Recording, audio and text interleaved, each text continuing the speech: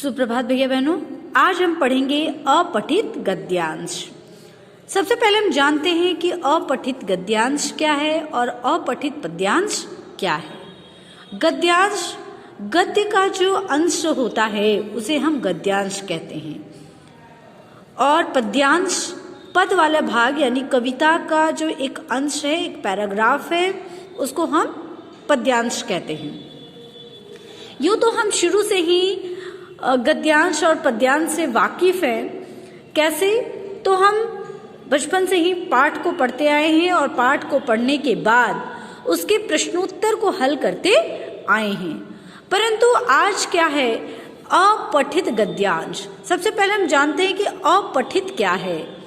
अपठित का अर्थ ही होता है जो पहले नहीं पढ़ा गया है, अर्थात जो पहले कभी नहीं पढ़ा गया है उसी को हम अपठित कहते हैं। और अपठित गद्यांश में क्या है कि ये ऐसा गद्यांश जो पहले हमारे द्वारा पढ़ा नहीं गया है और उसमें से हमें कम से कम समय में सारे प्रश्नों के हल को क्या करना है, ढूंढना है। यानी गद्यांश को पढ़कर प्रश्नों के उत्तर उसी से ढूंढकर हमें लिखना है, उसमें से ढूंढकर लिखने को कहा जाएगा। ठीक है, तो उसी को हम क्या कहते हैं, अपठित गद्यांश कहते हैं। अब अपठित गद्यांश को लिखने के लिए हम कम से कम समय में बिल्कुल सही उत्तर किस प्रकार से चुनेंगे, इसको आज हम लोग देखेंगे। तो इसके लिए कई नियम हैं जिसे मैं आप लोगों को भी बता रही हूँ कि हम किस प्रकार से इसको पढ़ेंगे ताकि हमारे प्रश्नों का हल जो है वो बिल्कुल कम समय में क्या होगा, निकल आएगा। तो सबसे पहले हम लोगों को क्या करना है कि गद्यांश को 2-3 बार, कम से कम कितनी बार, 2 से 3 बार पढ़कर उसके मूल भाव को अच्छी तरह से क्या कर लेना है, समझ लेना है। दूसरा क्या है, तो प्रश्नों के उत्तर संक्षेप में देना है। कैसे देना है? संक्षेप में, अर्थात छोटे छोटे वाक्य में देना है। ठीक है, और प्रश्नों के उत्तर गद्यांश के आधार पर ही होना चाहिए, है ना। हम कुछ भी नहीं लिख सकते, इसी गद्यांश के आधार पर हमारे प्रश्नों के उत्तर होने चाहिए। और चौथा जो है कि यदि इसमें से कहा जाए कि आप इसका शीर्षक लिखें तो शीर्षक कैसा हो, शीर्षक ऐसा हो जिससे गद्यांश का मूल भाव तथा उद्देश्य क्या हो जाए, प्रकट हो जाए। ठीक है, तो इस प्रकार से हम गद्यांश में से उत्तर जो है कम से कम समय में निकाल सकते हैं। तो एक उदाहरण के तौर पर हम लोग देखते हैं कि वैज्ञानिक अपने सत्यान्वेषी होने का गुणगान करते हैं। सच्चाई यह है कि धर्म और विज्ञान अलग अलग नहीं है। धर्म का लक्ष्य मनुष्य के भीतर परोपकार, त्याग, बलिदान, करुणा और प्रेम का विकास करके उसे सुंदर सामाजिक जीवन जीने योग्य बनाना है। विज्ञान का लक्ष्य है सत्य की खोज करना तथा प्रकृति के भीतर छिपे गूढ़ रहस्यों का उद्घाटन करना।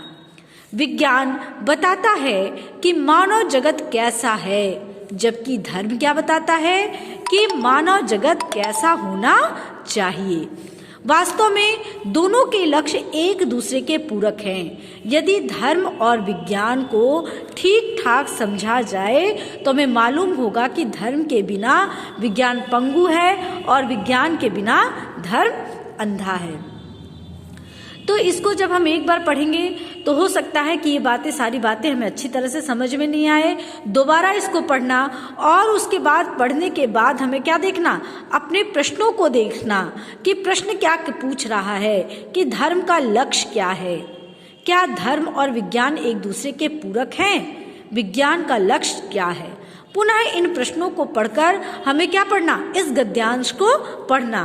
तो जब हम इस प्रश्नों के साथ फिर इस गद्यांश को पढ़ते हैं तो हम देखेंगे कि हमें अपने प्रश्नों का हल यहीं कहीं क्या हो जाएगा, मिल जाएगा। बिल्कुल सार गर्भित रूप में हमें से क्या करना है, लिखना है। देखिए कैसे, क्या क्या पूछ रहा है, धर्म का लक्ष्य क्या है। तो यहाँ हम लोग पढ़ रहे थे कि वैज्ञानिक अपने सत्यान्वेषी होने का गुणगान करते हैं। सच्चाई यह है कि धर्म और विज्ञान अलग अलग नहीं हैं। धर्म का लक्ष्य मनुष्य के भीतर परोपकार, त्याग, बलिदान, करुणा और प्रेम का विकास करके उसे सुंदर सामाजिक जीवन जीने योग्य बनाना है। देखिए इसका आंसर मिल गया हम लोगों को। धर्म का लक्ष्य क्या है? तो हम यहाँ से लिख देंगे कि धर्म का लक्ष्य मनुष्य के भीतर परोपकार, त्याग, बलिदान, करुणा और प्रेम का विकास करके उसे सुंदर सामाजिक जीवन योग्य बनाना है। ये हमारे क्या हो गया? प्रश्न का उत्तर यही मिल गया। हमें जब एग्जाम में पर्याप्त 15 मिनट जब पढ़ने का मिलता है, प्रश्न पढ़ने के लिए पर्याप्त 15 मिनट मिलते हैं, उसी समय हम लोगों को क्या करना है? एक तो पहले सरसरी निगाह से हमें अपने सारे प्रश्नों को देख लेना है और उसके बाद इस गद्यांश और पद्यांश की ओर आगे बढ़ना है और उसी वक्त हम एक छोटा सा चिन्ह यहाँ करके रख सकते हैं ताकि हमारा समय बर्बाद ना हो और जब हमें क्या मिले, उत्तर पुस्तिका मिले, तो हम फटाफट उसका उत्तर क्या कर सके? लिख सके। इससे हमारी क्या होगी? समय की बचत भी होगी। फिर देखिए क्या कहता है, क्या धर्म और विज्ञान एक दूसरे के पूरक हैं? कैसे? तो कहता है विज्ञान का लक्ष्य है सत्य की खोज करना तथा प्रकृति के भीतर छिपे गूढ़ रहस्यों का उद्घाटन करना। विज्ञान बताता है कि मानव जगत कैसा है, जबकि धर्म बताता है कि मानव जगत कैसा होना चाहिए। क्या धर्म और विज्ञान एक दूसरे के पूरक हैं? बिल्कुल पूरक हैं। क्यों पूरक हैं? क्योंकि क्या है कि मानव जगत कैसा है, कौन बता रहा है? विज्ञान बताता है कि मानव जगत कैसा है, जबकि धर्म बताता है कि मानव जगत कैसा होना चाहिए, है ना। तो ये वास्तव में क्या है? एक दूसरे के पूरक है। क्योंकि फिर क्या कहता है कि वास्तव में दोनों के लक्ष्य एक दूसरे के पूरक है। यदि धर्म और विज्ञान को ठीक ठाक समझा जाए तो हमें मालूम होगा कि धर्म के बिना विज्ञान पंगु है और विज्ञान के बिना धर्म अंधा। तो हमारा प्रश्न का उत्तर मिल गया। क्या धर्म और विज्ञान एक दूसरे के पूरक है? तो हम लिख सकते हैं कि जी हाँ, धर्म और विज्ञान एक दूसरे के पूरक हैं, क्योंकि मानव जगत क्या करता है? विज्ञान बताता है कि मानव जगत कैसा है, जबकि धर्म बताता है कि मानव जगत कैसा होना चाहिए। धर्म के बिना विज्ञान पंगु है और विज्ञान के बिना धर्म अंधा है। ये हमें दूसरे प्रश्न का उत्तर क्या हो गया? यही मिल गया। अब तीसरा कहता है कि विज्ञान का लक्ष्य क्या है? तो देखिए हम लोग यहाँ पर पढ़े थे कि विज्ञान का लक्ष्य है सत्य की खोज करना तथा प्रकृति के भीतर छिपे गूढ़ रहस्यों का उद्घाटन करना। तो हम यहाँ क्या करेंगे? एक छोटा सा चिन्ह देकर रख सकते हैं और उसका नंबरिंग करके आप रख सकते हैं। बिल्कुल, अगर ये तीसरे नंबर का है तो तीसरा नंबर हम प्रश्न में ही अपने उत्तर को ढूंढ कर रख सकते हैं और जब हमें उत्तर पुस्तिका मिलेगी तो हम इस समय का सदुपयोग कर सकते हैं। इसको हमें अच्छी तरह से पढ़ना। तो हमने क्या जाना कि पहले गद्यांश को 2-3 बार पढ़कर उसके मूल भाव को क्या कर लेना? पहले अच्छी तरह से समझ लेना। फिर क्या करना कि उत्तर को छोटे छोटे वाक्यों में लिखना, बहुत बड़े वाक्य में नहीं लिखना, ठीक है। और प्रश्नों के उत्तर जो है गद्यांश के आधार पर देना। शीर्षक ऐसा हो जिसके गद्यांश का मूल भाव जो है वो स्पष्ट रूप से क्या हो जाए, उसका उद्देश्य जो है वो प्रकट हो जाए। तो इस प्रकार हम देखें कि कम से कम समय में हम किस प्रकार से अपने अपठित गद्यांश का सॉल्यूशन कर सकते हैं, उसका उत्तर निकाल सकते हैं। अगले वीडियो में हम देखेंगे पद्यांश के बारे में। चूंकि गद्यांश तो फिर भी आसान होता है, पद्यांश को समझना थोड़ी सी कठिनाई हमें कहीं कहीं होती है, क्योंकि उसके पूरे मूल भाव को हमें क्या करना पड़ता है?